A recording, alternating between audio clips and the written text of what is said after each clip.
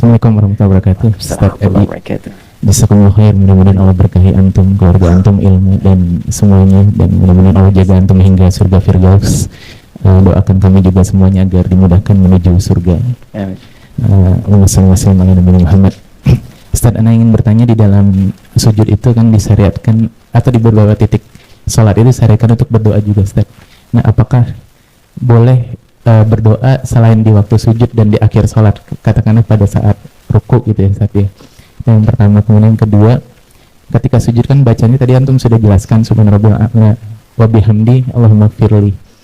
Apakah lebih baik mana kita menambahkan doa lain yang berasal dari hadis dan Quran, atau kita mendalami ini saja dan memaknai maknanya sehingga kita betul-betul waktunya hanya cukup untuk doa ini saja gitu, kalau kita memang betul-betul meresapi maknanya. Nah, lebih afdal yang mana, Ustaz? Baik.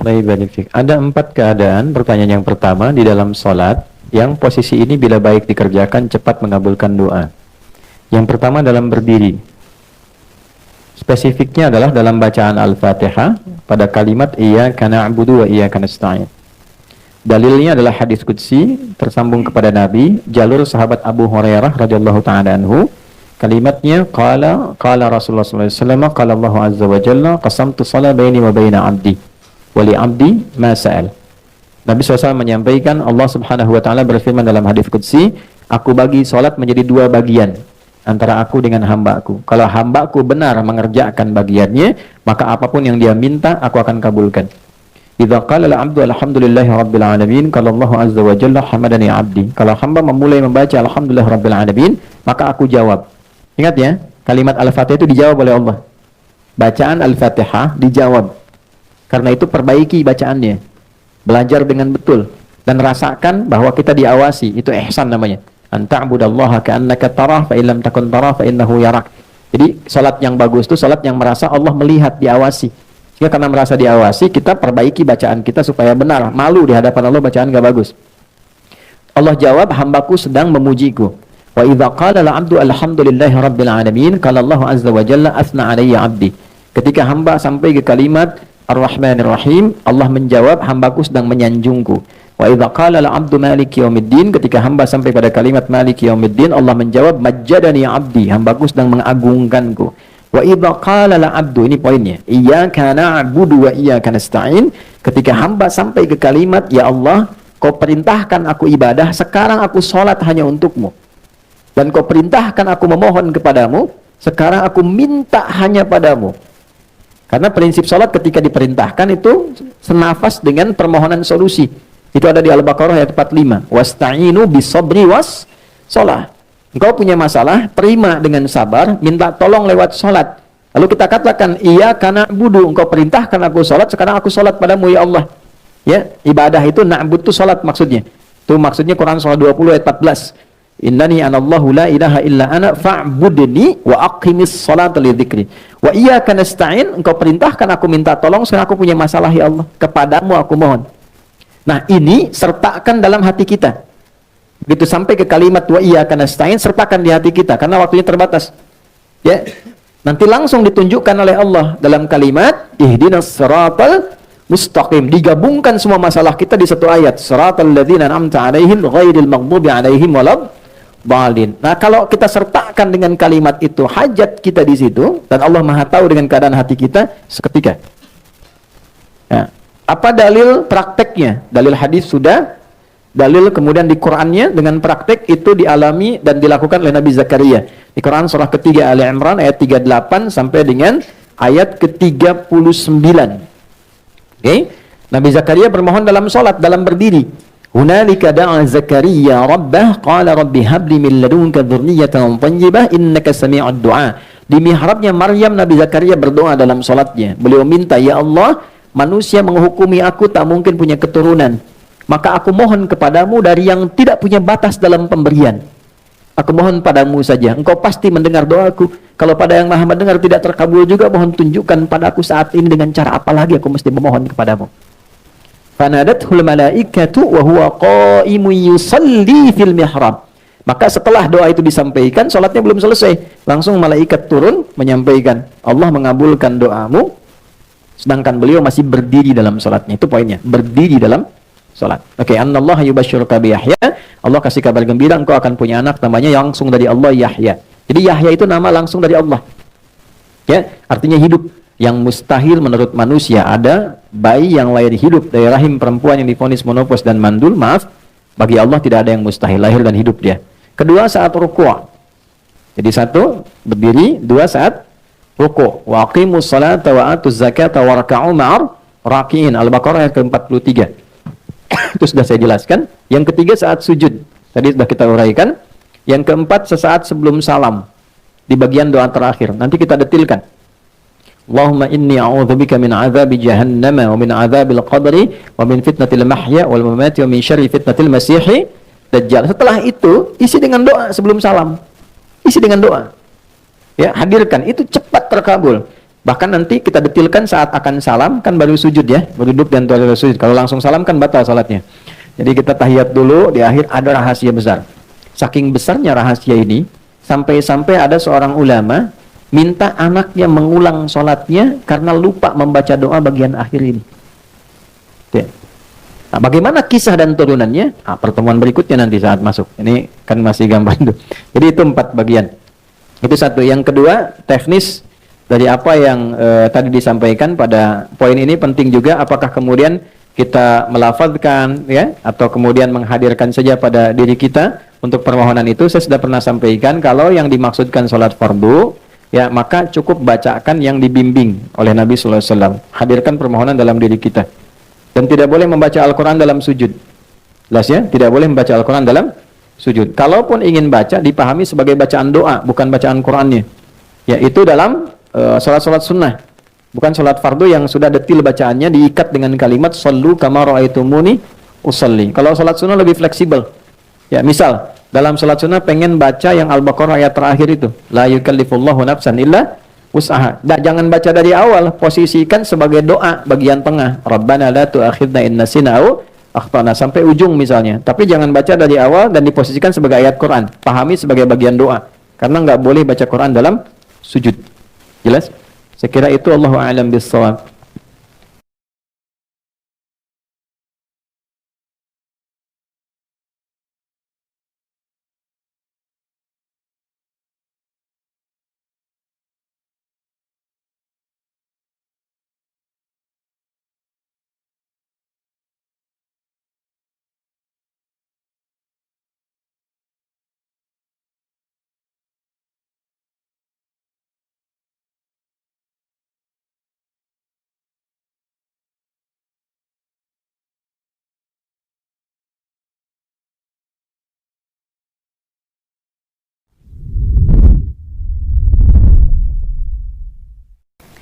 Assalamualaikum warahmatullahi wabarakatuh. Ustadz, tolong sedikit jelaskan tentang sholat jamak, jarak dan lain-lain.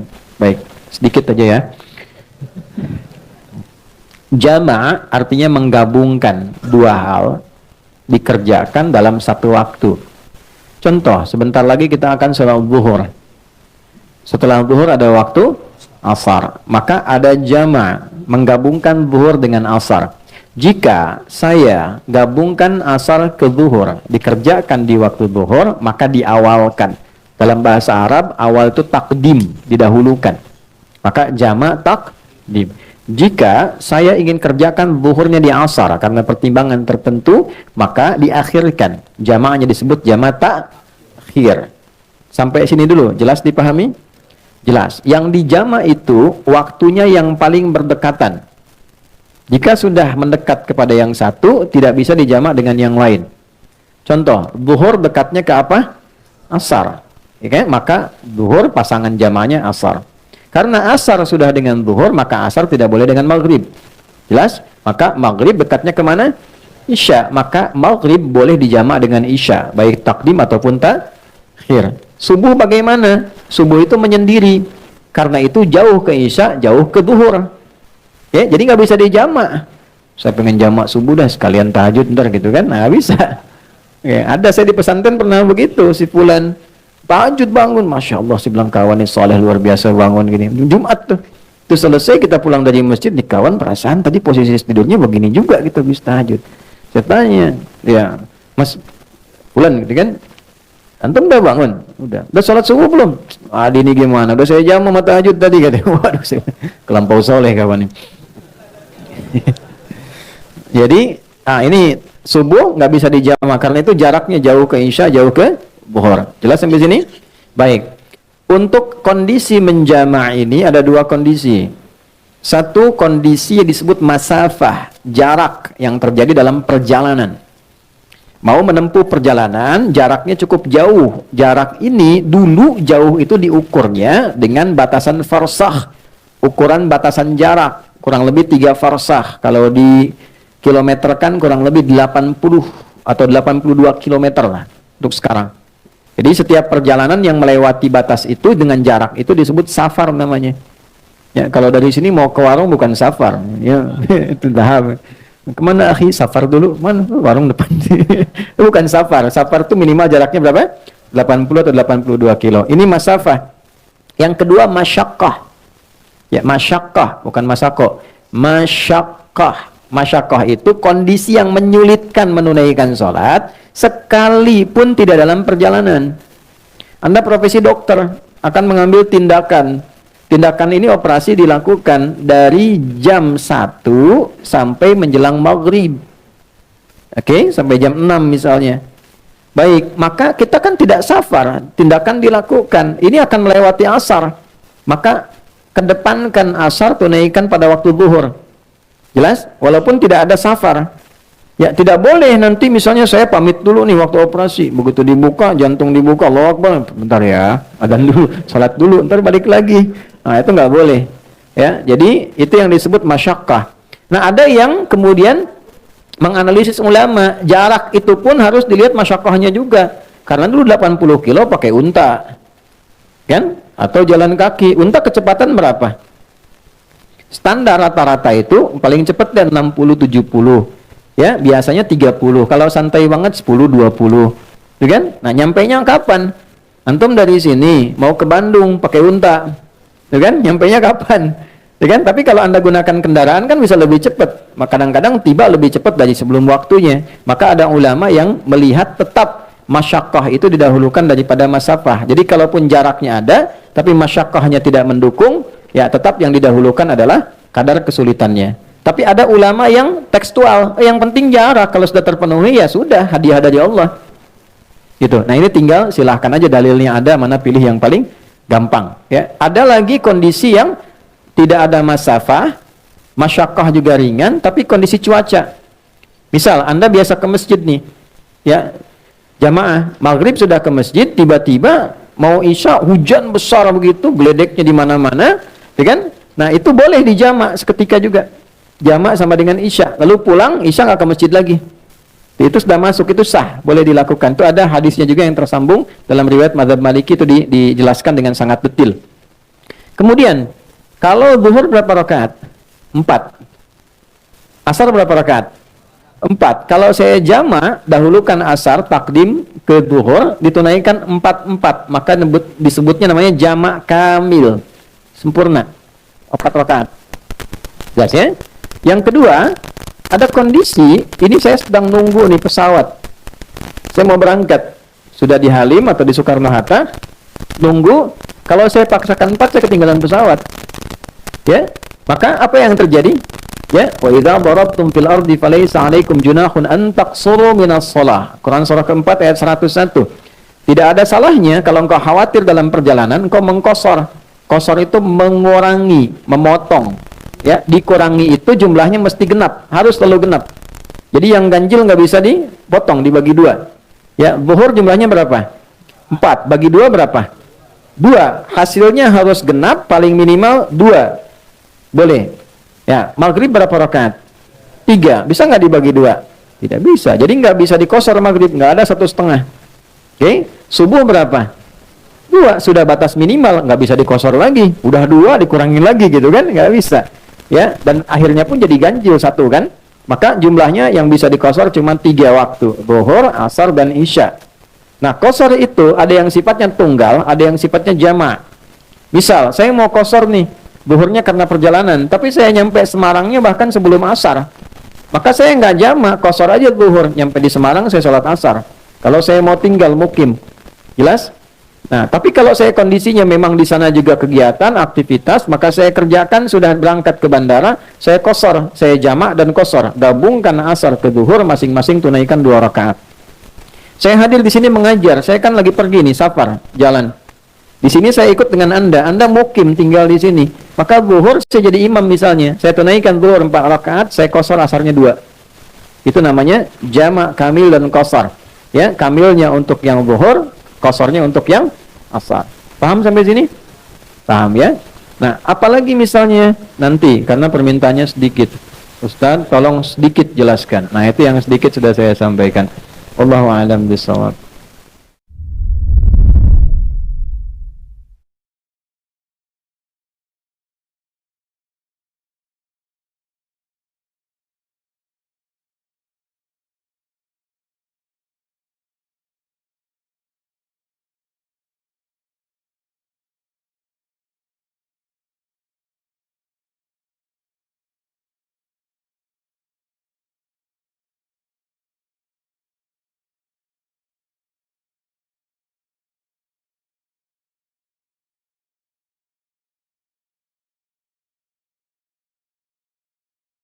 Masih ada waktu? Ya, masih banyak masalah. Oh, ini panjang sekali, Masya Allah. Assalamualaikum Ustaz, assalamualaikum warahmatullahi wabarakatuh. Semoga Allah selalu merahmati Ustaz, keluarga dan tim Kontul Market. Semoga Anda juga demikian. Saya berhijrah 2 tahun lalu dengan niat agar Allah ampuni segala dosa dan Allah ridho kepada saya. Insya Allah. Baik, saya mencintai menuntut ilmu, berniat baik untuk ke tanah suci, melaksanakan umrah dan haji, ibadah umrah melainkan traveling ke negeri lain. Alhamdulillah, baik sudah untuk haji, sudah DP, pendapatan saya 1/5 dari bla bla bla. Kemudian pertanyaannya apa ini? Apakah saya berdosa kepada ayah saya kalau saya gunakan hasil kerja saya untuk umrah dan haji sementara dia membutuhkan bantuan dana dari saya? Oh, intinya bekerja, kemudian sudah menabung, keluarga butuh support, mana yang didahulukan? Dalam kondisi ini, Quran surah ketiga Ali Imran ayat 92, paling kiri sebelah atas, lan tanalul birra hatta tunfiqu mimma tuhibbun. Orang haji umrah pengen mabrur. Mabrur itu adalah sifat yang melekat dari kata albirrun. Albirru itu adalah sifat yang merubah dari salah menjadi soleh. Misal lisan suka mencela, salah, lalu berubah menjadi suka mengatakan yang baik-baik, soleh. Perubahan dari kurang baik jadi baik namanya birrun. Ya, baik itu 5 nanti. Baik fisik namanya thayyib, baik sifat namanya khair, baik praktek namanya ma'ruf. Ketika kebaikan dikerjakan karena Allah namanya ihsan. Kalau merubah dari kurang baik jadi baik namanya birrun. Kalau itu melekat kepada kita sosoknya menjadi mabrur. Haji mabrur adalah haji yang merubah pelakunya menjadi lebih baik. Jelas ya? Oke. Nah, ada tawaran dari Allah begini. Tidak mudah meraih predikat mabrur itu. Kadang engkau mesti bekerja keras begini, kayak nabung, doa. Makanya kemarin saya kencang sekali pada travel termasuk Kementerian Agama dan sebagainya, supaya begitu memperhatikan, menghormati dan menghargai para jemaah, karena nggak mudah. Antum yang travel hati-hati loh ya, bertakwalah kepada Allah itu. Cari dunia nggak apa-apa, tapi jangan sampai menzalimi ya dari orang-orang yang ingin berangkat, karena nggak mudah. Mereka tuh nabung, ada yang jual tanah, jual kebun, macam-macam untuk berangkat. Harusnya kita berkhidmat untuk melayani mereka dengan baik supaya Allah ridha. Nanti dari keridhaan itu membuka kepada yang lain-lain. Gak ada masalah dapat mencari dunia, tidak ada masalah. Laisa alaikum junahun an tabtagu fadlan min rabbikum. Gak apa-apa, silakan. Al-Baqarah 198. Tapi jangan menjadikan pencarian itu menjadi zalim. Padahal gak ada fasilitas disebut fasilitas. Haji gak ada tempat disebut haji ada tempat dan sebagainya. Biaya keluar banyak ternyata tidak sama dengan yang dijanjikan. Itu dosanya besar sekali itu. Mesti hati-hati. Nah, jadi tidak mudah Anda. Memang kalau sekarang prosesnya begini, memang itulah di situ seni ibadahnya. Di situ ada dramanya, di situ ada tangisannya, di situ ada pahalanya. Kalau langsung ada uangnya, perjuangan sholat, doa itu nggak ada, kenikmatannya nggak ada. Justru di situ, ya kenikmatan untuk merawat anak itu saat anak itu kan berproses.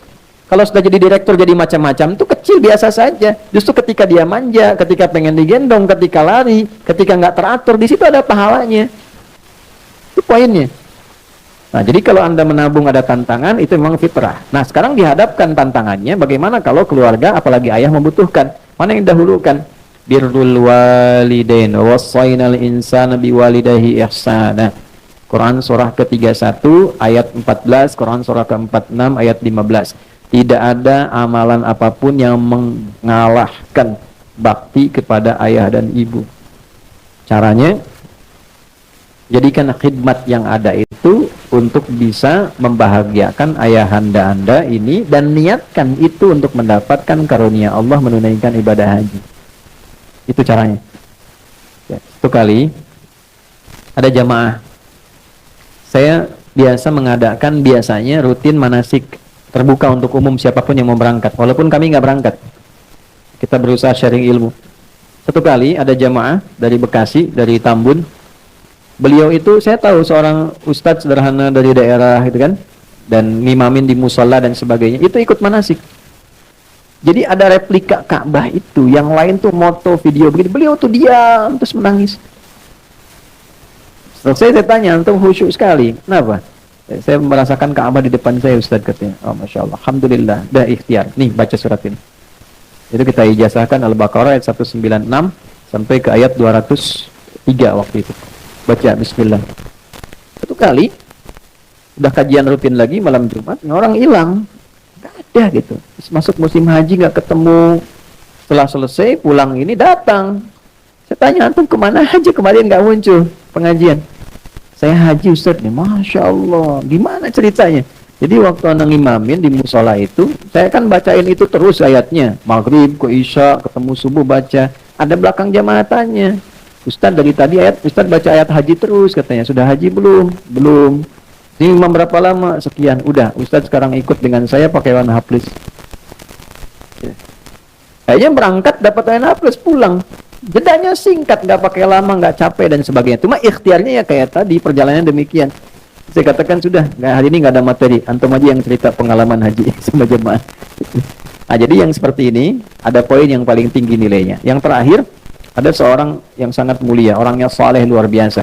Ada yang mengatakan ini Ibnu Mubarak, ada yang mengatakan Malik bin Dinar. Tapi semua riwayat sepakat tentang kejadian ini. Apa itu? Beliau nabung seperti Anda ini, pengen haji. Udah siap semuanya. Tiba-tiba tercium bau makanan enak nyampe rumah. Penasaran. Ya, ini bau enak banget. Begitu keluar, istighfar yang sangat dalam karena melihat seorang ibu sedang masak bangkai keledai. Ambil, dimasak. Dilihat kenapa kan? Kenapa Anda masak begini? Kan ini nggak benar. Saya tahu hukumnya haram. Tapi anak saya kelaparan. Kalau saya nggak makan ini untuk anak-anak saya, tidak terpenuhi hajatnya saat ini. Berapa yang Anda butuhkan? Sekian, sekian, sekian. Ternyata sesuai dengan jumlah hitungan tabungan untuk haji. Maka diberikanlah keseluruhannya untuk ibu dan keluarganya itu tanpa berucap sedikit pun. Nggak ada yang tahu. Istri nggak tahu, anak ini nggak tahu. Karena nabung itu kan sendiri aja buat siap-siap. Belum bilang, diberikan semua tanpa kalimat sedikit pun. Nggak pasang status. Sebenarnya pengen haji ya, tapi untuk ridha Allah. Nah. Nggak ada. Jadi diam aja, begitu balik, apa yang terjadi? Maka malaikat berikan informasi yang sangat menarik. Ya, ada dua hal. Yang pertama, ini riwayatnya sampai. Yang pertama adalah Allah menerima hajinya dengan sifat birrun yang melekat padanya. Dan dia belum berangkat. Tapi kalimat dan status mabrurnya sudah lekat di sisi Allah. Yang kedua, ini kalimat yang sangat viral. Kalaulah bukan perlakuan orang ini untuk menunjukkan keutamaan amalnya ya. Bukan yang seperti itunya, bukan. Keutamaan amalnya. Kalaulah bukan sedekahnya si fulan dengan sifat tadi, belum tentu diterima orang-orang yang menunaikan ibadah haji di waktu itu. Itu luar biasa. Karena ada orang yang berhaji labbaik, itu ada jawaban malaikat dua. Ya, di sisi Allah. Jadi ada yang Allah langsung jawab, labbaik Allahumma labbaik, langsung Allah jawab, labbaik wa sa'daik. Ya, aku penuhi apa yang kau sampaikan, aku jamin kebahagiaanmu. Ada yang kedua, labbaik Allahumma labbaik, la labbaik la sa'daik. Apa itu labbaik? Kata Allah, enggak ada labbaik buat kamu. Ternyata harta yang dikumpulkan dari harta yang haram, makanannya haram, pakaiannya haram, niatnya tidak benar gitu kan. Maka ketika sampai di situ kalimatnya sederhana. Malaikat tuh ikut ketawa tuh. Labbaik Allahumma la labbaik la sa'daik. Apa labbaik? Enggak ada labbaik. Ya. Ini bahasa ini ya, bahasa gambaran kita gitu. Jangan dipotong nanti malaikat ketawa, repot nih. Sih ada kontainer-kontainer tuh, pembuat konten nih kadang-kadang. Benar, pembuat konten kadang motong-motongnya nggak pas narasinya. Saya kemarin di WA udah jenderal, udah ketua MUI macam-macam. Ustadz, intinya kami nggak diundang peresmian pesantren. Ya Allah, kapan saya resmikan pesantren? Belum diresmikan. Ternyata video itu adalah video bakti sosial. Angkatan Udara minta izin di tempat kami fasilitasi. Keluarnya narasinya peresmian pesantren Ustadz Adi Hidayat. Itu belum diresmikan. Ya, hati-hati ya. Ada aliran kedua ini yang bahaya, aliran makiyun namanya. Ya, tukang maki-maki. Nah ini ya.